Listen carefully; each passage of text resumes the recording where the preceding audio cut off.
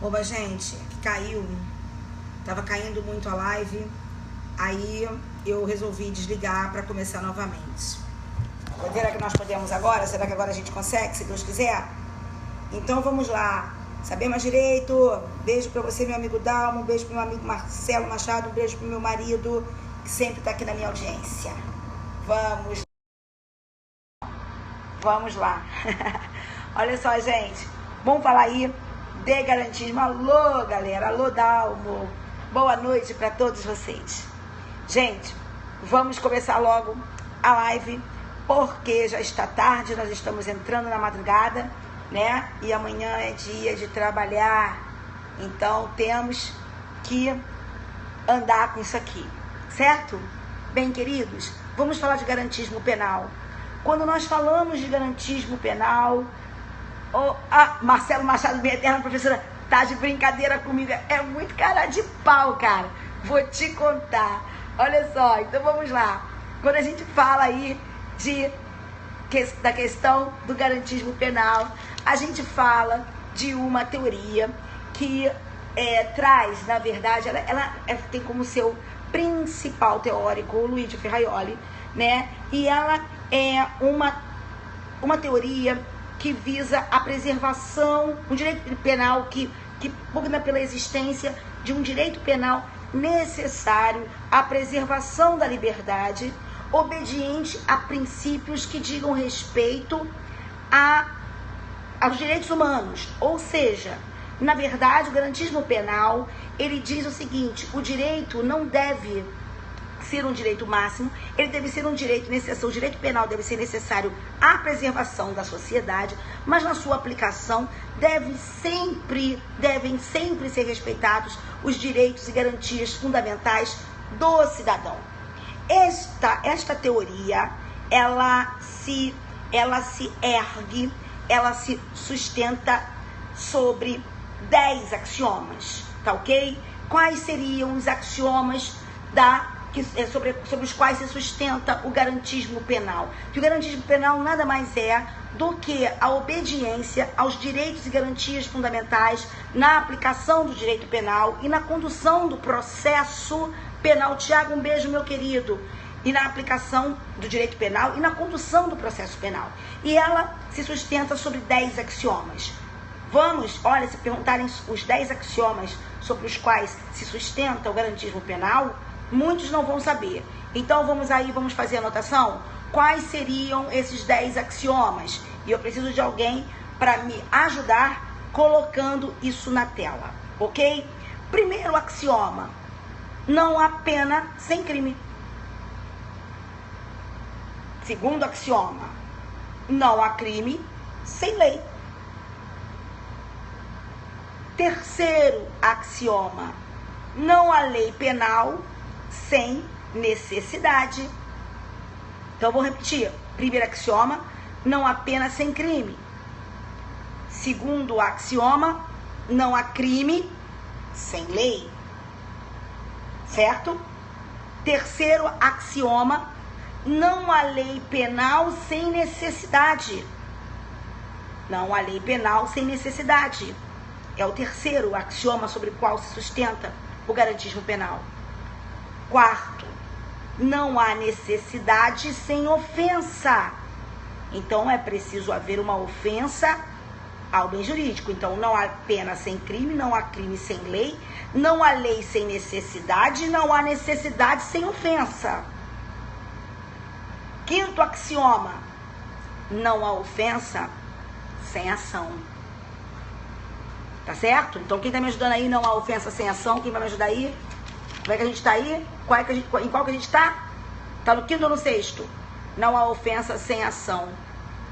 Não há ação sem culpa. É o próximo axioma. Não há culpa sem processo. Não há ação sem culpa. Depois, não há culpa sem processo. Depois, não há processo sem acusação. Não há processo sem acusação. não há acusação sem provas. Então, não há ação sem culpa, não há culpa sem processo, não há processo sem acusação, não há acusação sem provas. E não há prova, não há processo sem defesa. Tá certo? Esses são os 10 axiomas sem defesa. Esses são os 10 axiomas sobre os quais se sustenta o garantismo penal. Você veja que desses axiomas de que nós tratamos aqui, eles estão na nossa Constituição. Nossa Constituição, nós temos lá que não há crime sem lei anterior que o defina. Não há pena sem prévia combinação legal. É dito que dever-se-á observar o devido processo legal. Não é verdade? Também é dito que o órgão que julga há de ser um órgão diferente da acusação. E por isso nós temos o Ministério Público. E também estão garantidos ampla defesa, contraditório e defesa com a assistência de um defensor. Então, na verdade, o que o garantismo penal propõe para a preservação, não é o direito como preservação da sociedade, mas desde que respeite garantias e direitos fundamentais, o direito necessário à preservação da sociedade com obediência aos direitos e garantias fundamentais, é o que nós temos na nossa Constituição.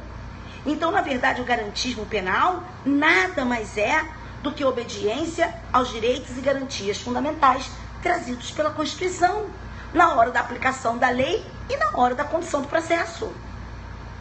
Só que olha o que começou a acontecer.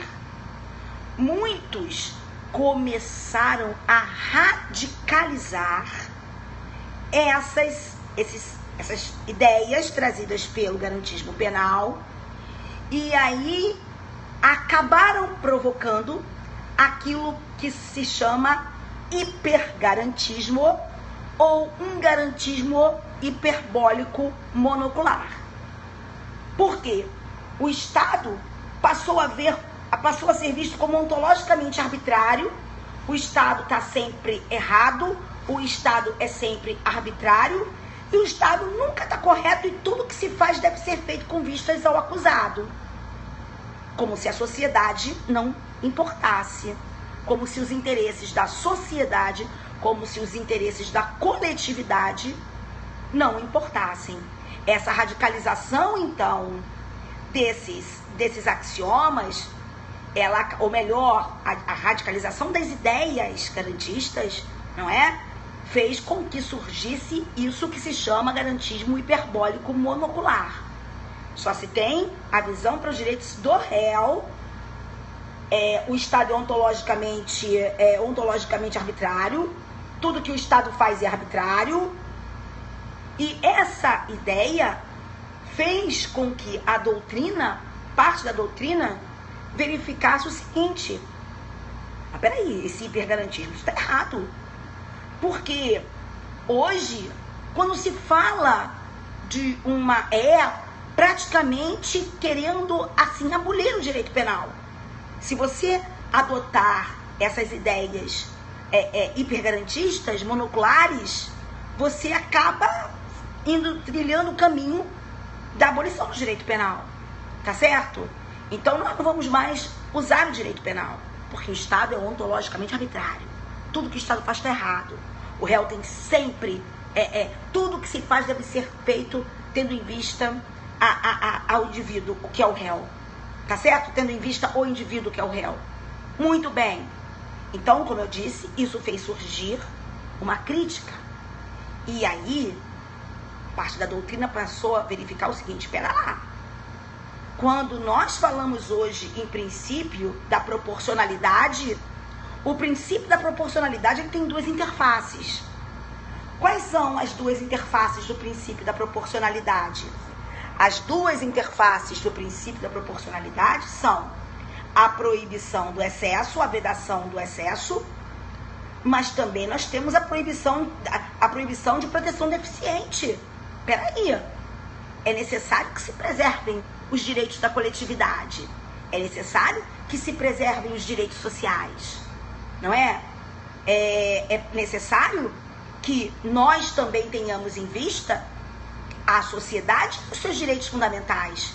Não é isso? E os direitos sociais. Então, eu não posso ver só o réu. E aí, a partir dessa constatação, surgiram duas vertentes. O que se chama garantismo negativo, que seria aquele que se compromete com a questão da liberdade do cidadão, que se compromete com respeito às garantias individuais, os direitos fundamentais do acusado, e que só tem visto, só encara ele, tá ok? Ele se compromete apenas com a observância dos direitos e garantias fundamentais do acusado. E, por outro lado, um garantismo positivo. Esse garantismo positivo se preocuparia com o aumento da criminalidade, com a impunidade e se basearia naquela segunda interface da proporcionalidade, que é a proibição da proteção deficiente. E dirá que vai cuidar, esse garantismo positivo vai cuidar dos direitos fundamentais de terceiros, não é?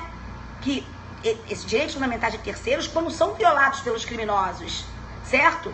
Um garantismo que vai se preocupar com o direito de ação do Estado, com o direito do Estado de se movimentar para a preservação dos direitos e garantias fundamentais e dos direitos sociais de terceiros e da sociedade como um todo, certo?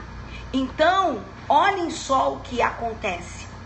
A partir disso, então, repetindo, garantismo positivo, se preocupando com o aumento da criminalidade, com a necessidade de proteção da própria sociedade, e o garantir baseado na segunda interface da proporcionalidade, que é a vedação à proteção deficiente, e o garantismo negativo, que se preocupa com os direitos e garantias fundamentais do acusado, e só tem essa visão do acusado, certo?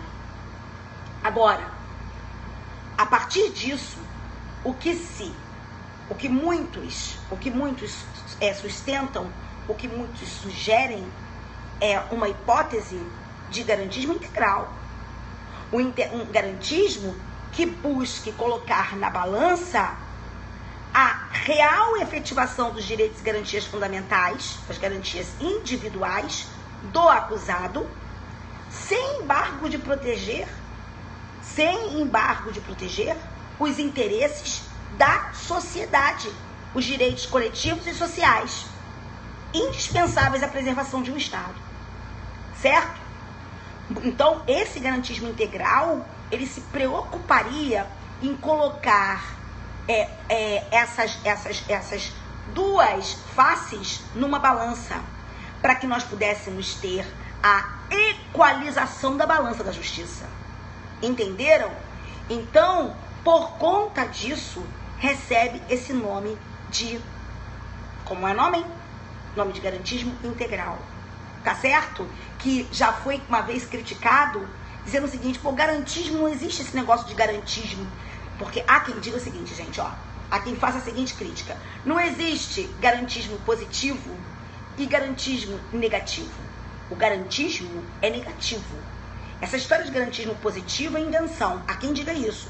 E há quem diga também que essa história de promover uma real efetivação dos direitos fundamentais, sem embargo de preservação dos direitos coletivos e sociais, significaria um defensivismo diet, tá certo? Mas, a rigor, se nós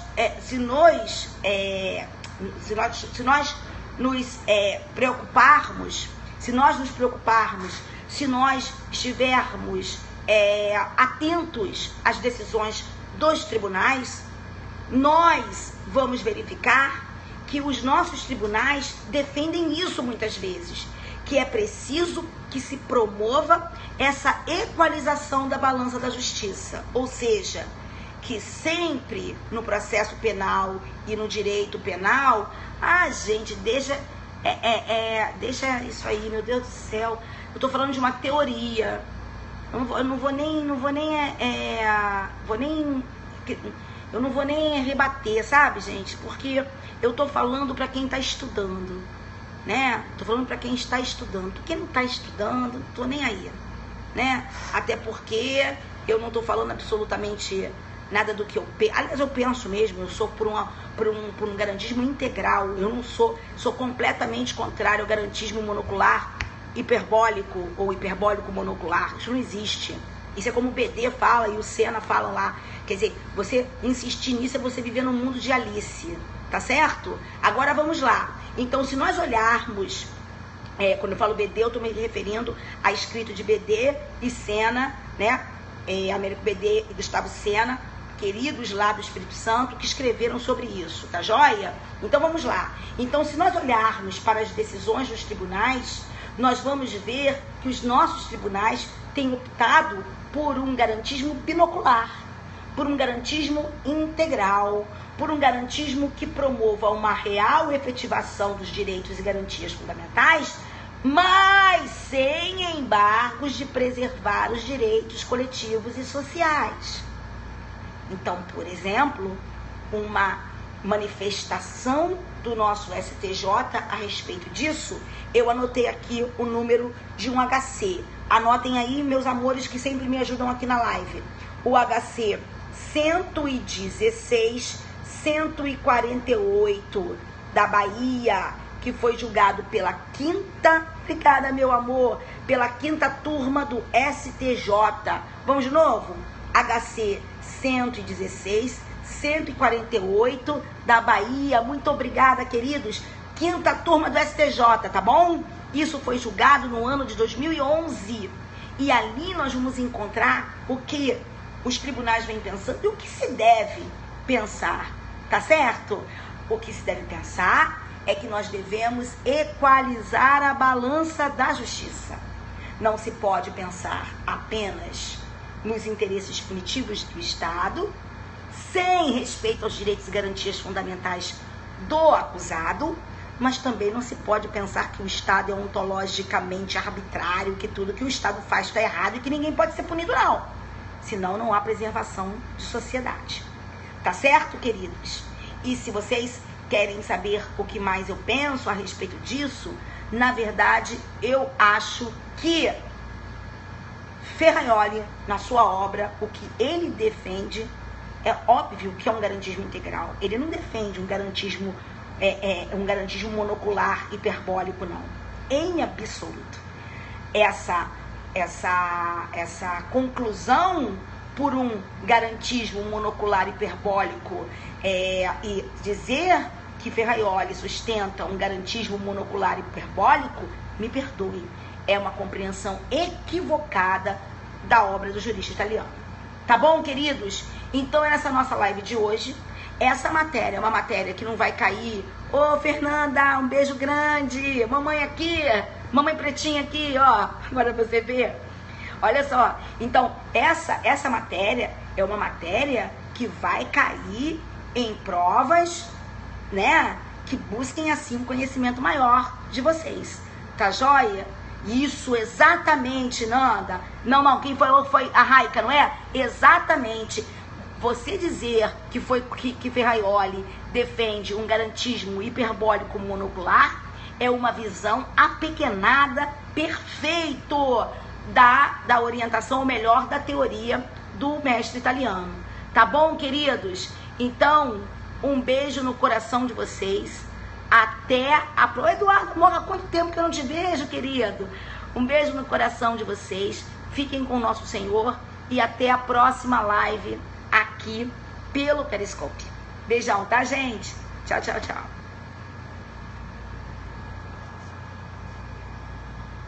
Boa noite, pretinhos. Boa noite, pretinhos. Cadê a Raika que eu não tô vendo mais aqui? Manda um beijo aí, pretinha. A Suzy tá aí, tá todo mundo aí. Um beijo no coração de vocês. Tchau, gente. Tchau, tchau, tchau. Tchau, tchau.